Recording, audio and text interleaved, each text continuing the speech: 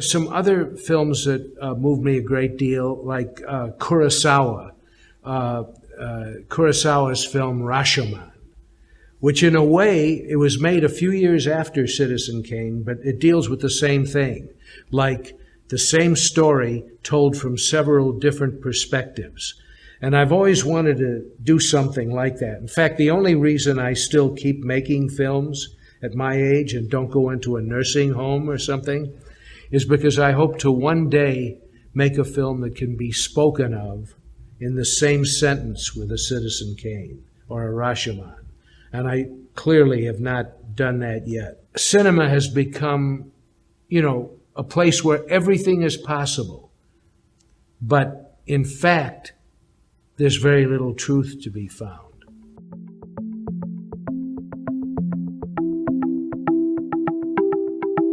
I saw Rashomon in NYU Graduate Film School. Kurosawa, one of the greatest filmmakers ever.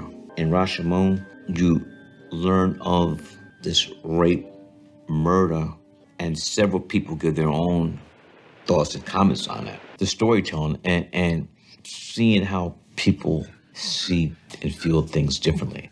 Everybody's giving their own version of what happened. And so it's left up to the audience to believe who you want to believe. And for me, why I picked this film is because the germ of She's Gonna Have It came from Rashomon. My friends always talk about how many women they're with and seeing at the same time. And I flipped that. And She's Gonna Have It was about this woman, Nola Darling, who has dated 3 men at the same time. And each one is telling about their own relationship with Nola Darling and the other 2 motherfuckers. So that came directly from Rashomon.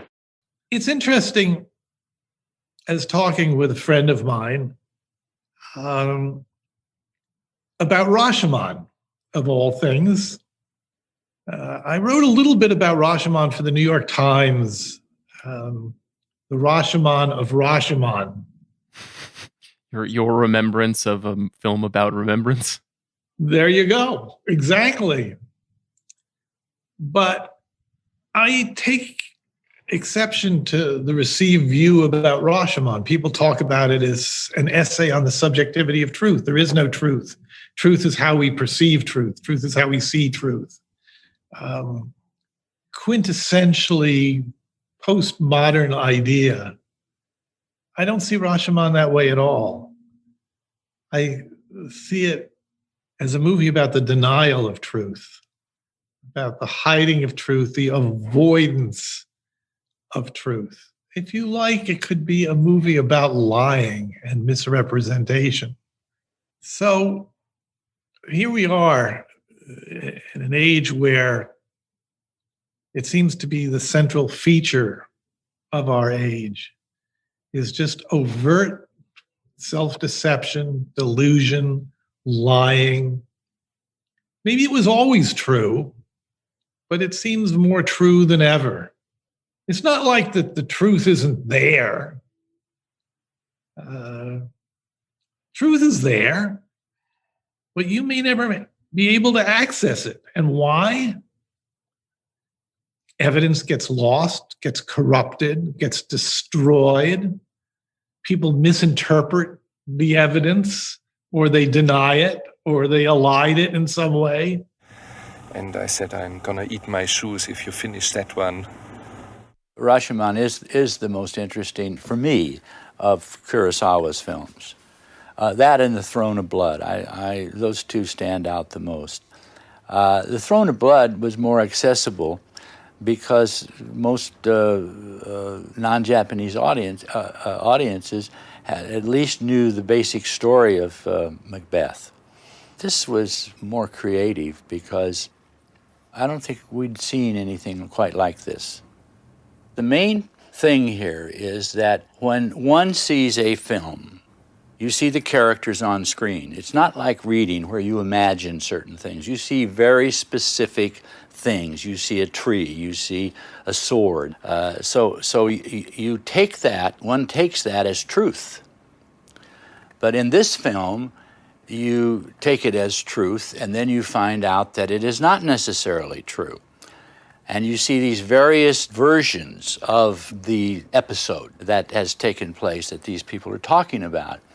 And you're never told which is true and which isn't true, which leads you to the proper conclusion that it is all true and none of it's true. So it becomes a poem, and it cracks this visual thing that we have in our minds that if we see it, it must be a fact. In reading and in radio, where you don't have these specific visuals, your mind is making them up. So what my mind makes up and what your mind makes up, or your mind, is never the same. The trial or the testimony scenes that we keep going back to, and you see the two figures behind the person giving the testimony. We never see the interrogator. So this person is speaking to the audience, but as if the audience were the interrogator. It's as if I, the audience, were saying, what happened? I saw this other guy told me something else. And you get a different version of it. There's one fact that takes place in all of them, and that's the death of this one man. The rest of it is, it's a poem, and it's dramatic, and it works. And it changed, I think, it certainly changed my perception about what is possible in film and what is desirable. You just have to be able to let the audience come to that conclusion, and they say, oh, that isn't what happened. And everybody that you would talk to about, if you sit down and make a person see the film and ask them questions, you would not get the same answers from anybody, which is the art of art. That's what art is. It penetrates your intellect, your mind, and your experience in history has to react on this new information. But you're reacting from your own persona on it, and that's what gives it the power, I think. The camera work was fantastic. You were always under these leaves, and so it wasn't clear. The look of the film tends to diffuse it. It's like a painting if you paint impressionistically. Had he shot that whole film, for instance, under an open sky, it would be quite a different film. But putting it into that dapple, you never knew where you were or where you weren't. And the thing that stays the most in my mind are those shots of the sun through the trees and that movement, a constant movement. It's said that Kurosawa was the first one that ever pointed his camera at the sun. That rain, I love that rain. Rain is a real emotional trigger that works in any film. I love weather and rain or extreme heat or wind or snow, anything that's excessive, because it gives you another blanket, so to speak. It gives you another layer that the audience can relate to sensually. I mean, to me, every element of that film was part of that film, part of the poem. The acting style of Mifune and the Japanese actors is quite different from the English-speaking European styles of acting. It served me. The woman particularly I thought was good. The Mifune character I might have felt was a little exaggerated, but that's the music of that culture. So it's a great film. It certainly had its influence and continues to have an influence on me.